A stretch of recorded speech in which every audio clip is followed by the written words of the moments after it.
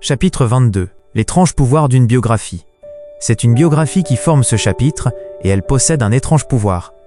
Peut-être aussi dissimule-t-il le bouton secret qui libérerait, si on le poussait, la puissance qui est en vous et qui représente des ressources neuves, vierges, illimitées, que vous êtes seul à posséder. Nous espérons provoquer ainsi une réaction en chaîne qui vous aidera, à vous aussi, à parvenir au succès. Ne l'oubliez pas, si vous désirez passer à l'action ou faire réagir quelqu'un, servez-vous d'un livre. Un livre sera votre interprète. Le livre que vous lisez vous enseigne des principes dont l'application a fait ses preuves. Ces auteurs les ont propagés par leurs articles, leurs conférences. Ils les ont utilisés dans leurs services d'orientation. Les livres d'édification qu'ils vous recommandent, ils savent, par expérience, quelle action positive ils ont sur leurs lecteurs. Aujourd'hui, nous avons la chance de posséder toute une littérature qui nous aide à nous perfectionner, qui nous pousse à réagir comme nous le devons.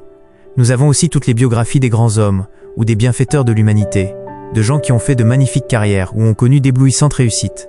Lisez toutes ces biographies, si différentes soient-elles, elles vous permettront de trouver le dénominateur commun de ces réussites. Partagez avec les autres un peu de ce que vous possédez de bon et de désirable, comme le fit Nate Lieberman. Lieberman, depuis de longues années, était un représentant possédé par une obsession magnifique, diffuser largement les livres d'édification et d'inspiration.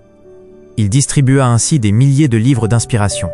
Ce fut lui qui donna à M. Stone les essais d'Emerson, présent qui marqua le début d'une étroite amitié entre les deux hommes. Il lui fit connaître également suggestion et autosuggestion, la loi des phénomènes psychiques, l'invention et l'inconscient, pour ne mentionner que ces quelques titres. Le livre est un cadeau merveilleux, car il permet de faire partager des idées et des idéaux dont on s'inspire soi-même. Bronnie Wise sentait qu'un livre pourrait l'aider et l'inspirer, car elle avait besoin d'un guide, pour elle et pour son fils, gravement malade. Son maigre salaire n'était pas suffisant pour régler les soins médicaux dont il avait besoin. Pour se faire un peu d'argent, elle prit un emploi à mi-temps chez Tupperware Home Parties Inc. Il lui fallait absolument augmenter ses revenus car, ainsi, son fils pourrait être sous un contrôle médical attentif. S'il le fallait, il déménagerait pour vivre là où le climat lui conviendrait.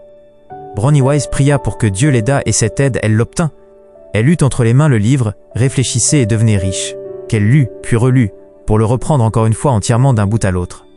Elle le relut 6 fois. Par sa lecture, elle avait découvert les principes qui lui étaient nécessaires, et c'est alors que quelque chose d'imprévu survint.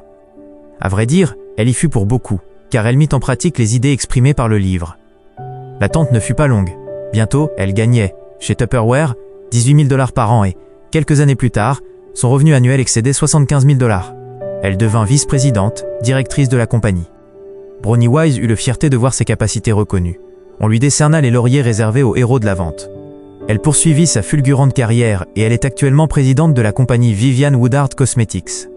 Ce succès extraordinaire d'une femme d'affaires débuta grâce à un livre, et se poursuivit grâce à un livre. On dit que sa réussite fut en bonne partie due au fait qu'elle savait très habilement enthousiasmer ses représentants. Elle partageait aussi ce qu'elle avait appris en lisant « Réfléchissez et devenez riche ». D'ailleurs, elle distribua ce livre à son personnel de vente, en recommandant de le lire plusieurs fois, comme elle l'avait elle-même fait, et d'en appliquer pratiquement les principes. Bronnie Wise distribua également d'autres ouvrages d'inspiration et de perfectionnement. L'histoire de Lee Meitinger et de William Castleberry est un autre exemple de la valeur des livres qui favorise une réussite. Ces deux hommes contribuèrent à améliorer la santé publique en vendant de la Nutrilite, supplément alimentaire contenant des vitamines et des sels minéraux. Leurs ventes atteignirent plusieurs millions de dollars par année. Avant de passer à l'action, Meitinger et Castleberry avaient lu et parfaitement assimilé « Réfléchissez et devenez riches ». Une partie de leur succès provient de leur habileté à faire réagir leurs distributeurs avec un dosage bien compris de vitamines mentales et spirituelles. Ils y réussirent précisément avec le livre qui les avait fait démarrer. De plus, chaque nouvel employé recevait un cours complet qui lui enseignait les lois fondamentales du succès. Ils distribuèrent aussi des milliers de livres d'inspiration, sachant l'étonnante répercussion qu'ils ont sur la productivité et la réussite en affaires. W. Clement Stone utilisa aussi pour son organisation beaucoup de littérature d'inspiration. Sa compagnie acheta des milliers de livres pour les distribuer aux employés, aux commis et aux représentants. Le succès et le développement de cette compagnie n'a donc rien d'accidentel. Comment lire? Il y a façon et façon de lire. Pour bien en profiter, concentrez-vous en poursuivant votre lecture. Lisez avec autant d'intérêt que si l'auteur était votre ami personnel et vous écrivait, à vous seul. Vous vous souvenez sans doute qu'en lisant, Abraham Lincoln prenait le temps de s'arrêter pour réfléchir, afin de mieux assimiler les principes énoncés et de les faire participer à sa propre expérience. Il serait sage de suivre ce bon exemple. Lorsque vous lisez un livre d'inspiration, il vous faut savoir ce que vous cherchez. Si vous le savez, vos chances de l'atteindre seront plus grandes. Pour comprendre parfaitement les idées qu'expose un livre et les appliquer dans la vie, un certain travail est nécessaire. Un ouvrage d'inspiration ne se parcourt pas comme un roman policier. Mortimer Adler, dans Comment lire un livre, recommande au lecteur de suivre une certaine eurythmie dont il donne le modèle idéal. 1. Lire le contenu du livre pour en avoir une idée générale. C'est la première lecture. Mais elle doit être faite soigneusement pour saisir les nuances de la pensée. Prenez le temps de souligner les mots et les phrases importants. Prenez des notes en marge et inscrivez brièvement les idées qui vous viennent durant votre lecture. Il est bien évident que, pour ce faire, le livre doit être votre propriété. Mais les annotations et les remarques en marge vous rendront votre exemplaire encore plus précieux. 2. Relire, pour bien mettre l'accent sur certains points. Le but de la seconde lecture, c'est assimiler les détails du livre. Elle devra donc être faite avec beaucoup d'attention, et vous vous assurerez que vous comprenez parfaitement les nouvelles idées que ce livre vous présente. 3. Relire une troisième fois pour vous en souvenir. Cette troisième lecture est surtout destinée à votre mémoire. Apprenez par cœur des passages significatifs pour vous. Découvrez quelles relations ils présentent avec des problèmes qui se posent actuellement à vous.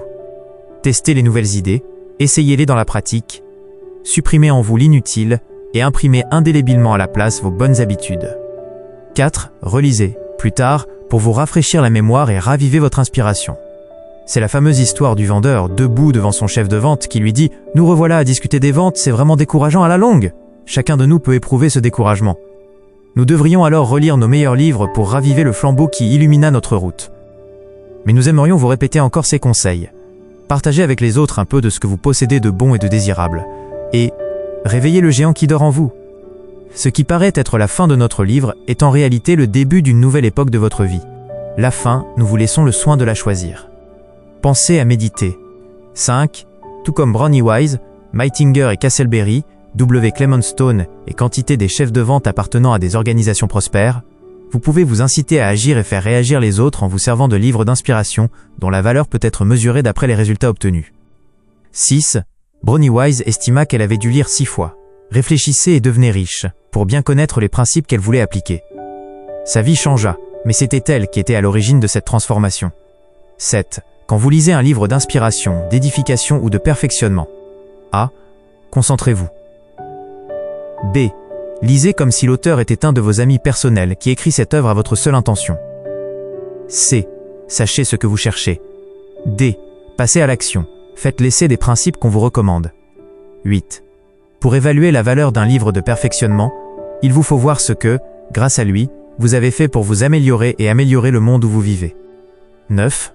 Vous serez meilleur, et il fera meilleur vivre ici-bas, parce que vous aurez lu notre livre. C'est là notre vœu. Réussissez, grâce à votre attitude mentale positive.